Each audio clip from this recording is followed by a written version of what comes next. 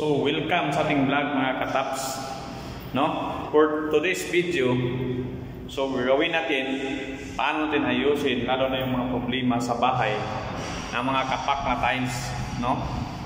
So dito, yan, nakita mo yan, yung mga tiles dito ay meron na talaga yung mga mga kapak. So doon sa huloy may kapak doon. Pakita ko yan sa inyo paano natin yan solusyonan. Yung mga kapak na mga halimbawa, hindi naman talaga perfecto yung pagkatrabaho ng mga mason natin. Kaya kailangan natin resolbahin. Lalo na yun sa bahay ninyo, makabawas kayo sa mga gastusin o sa labor. Pwede na kayo na lang gumagawa.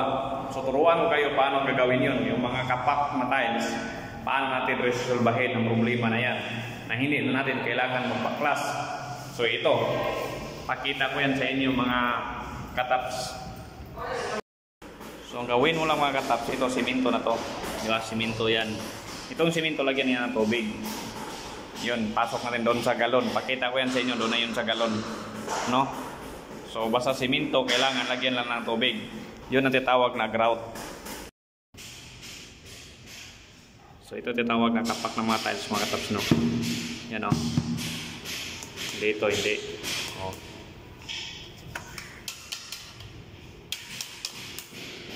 Dito.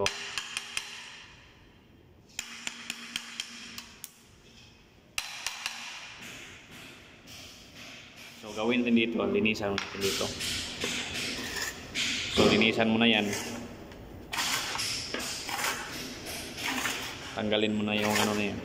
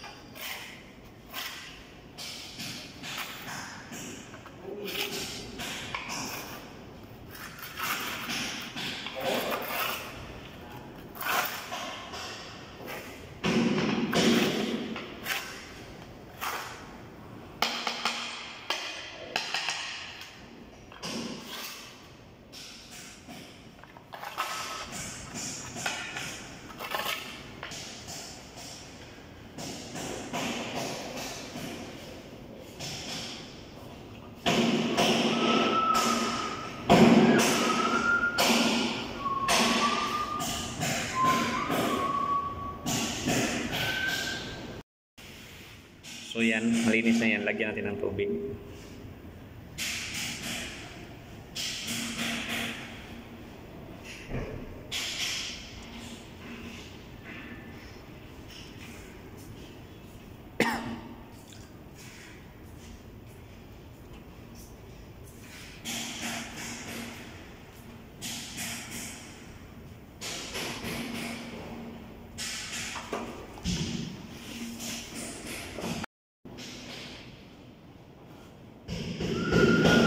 So ito rubber.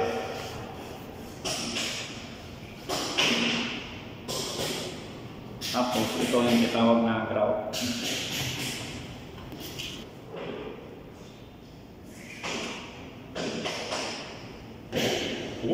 Okay. Mga kataps, punuin lang ng punuin ng mga grout mga kataps. Hanggang mapuno yan. Ayan na mga kataps. Pag mapuno na yan, maging na yan, kakapit na yan yung tiles maigi doon sa yung sa topping. So kung nagustuhan to yung mga video ko mga kataps, pa-share mga kataps. So maraming salamat sa inyong mga suporta at sa mga nanonood, no. Sana patuloy pa rin kayo dyan. So, maraming salamat. Yan. Ganito lang ang trabaho pag pang-injection ng tiles mga kataps.